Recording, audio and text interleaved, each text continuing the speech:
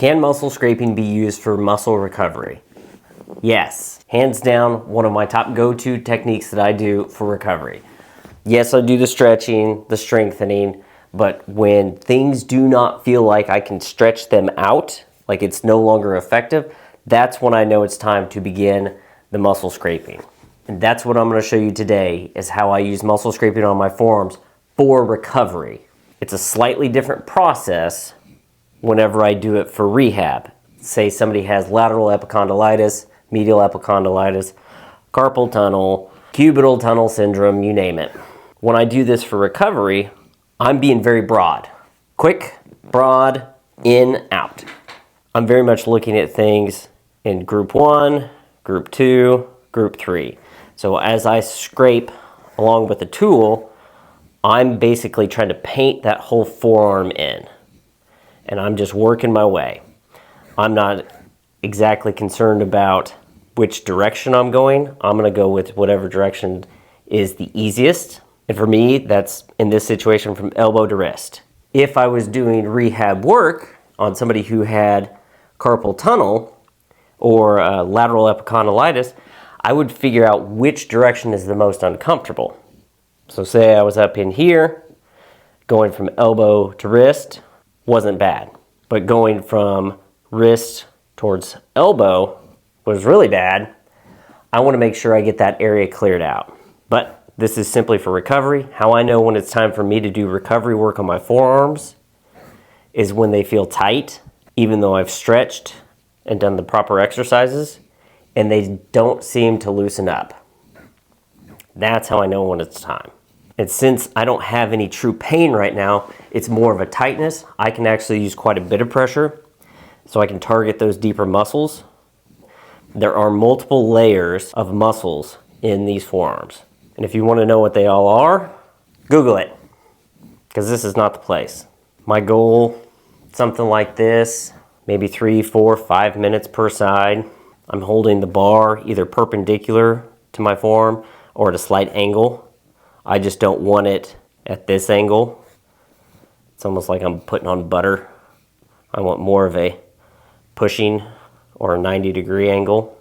If I find a particular spot that is extra sensitive, even while I'm doing this for maintenance work and preventative work, I'll hang out there. Like you can see this little spot with that petechiae, that's a little bit tender. So I may spend a little bit of extra time right there. When people have an actual pathology, it's not uncommon to have a lot of nerve sensitivity right through there, and then especially along that ulnar nerve distribution. They may even feel tingling in their hand. When I'm working on them, they just got to toughen up. We'll push through it.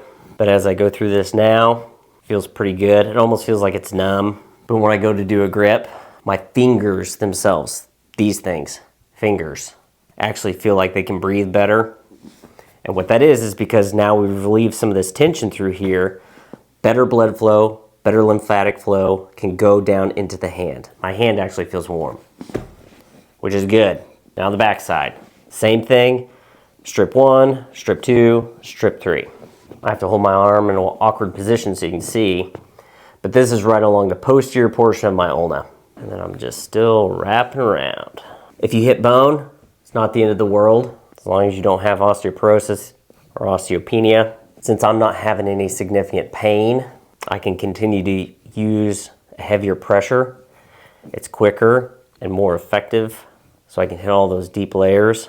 If I did have an area that was really tender, I could back off that pressure and I could pet it like a puppy, and then I could gradually increase as that puppy gets comfortable with me.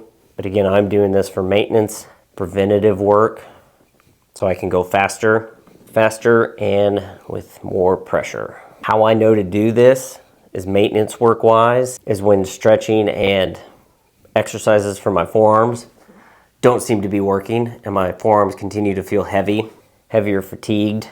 That's how I know when it's time. I'd say for my forearms in general, I probably do this once every 2 to 3 months. I got a pretty good routine down of it. A little bit icky right in there. So I'm gonna spend a little bit more time there. Again, I'm not going to get too overzealous because I'm doing this for prevention, soft tissue work, not as much of rehab and recovery. Nobody ever talks about how hard it is to talk while you do this, but it's a little difficult. And I'm done.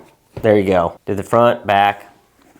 So compared to before, my hand feels like it can breathe. Now my forearm is going to feel a little bit dead, almost like it's been scraped and pounded on, but that's okay because I know in a couple days it'll feel pretty great. Even tomorrow, it's gonna be sore, but it'll feel like it can actually breathe, and that's what I'm looking for. Good enough for government work. So there's the demonstration of muscle scraping for the forearm.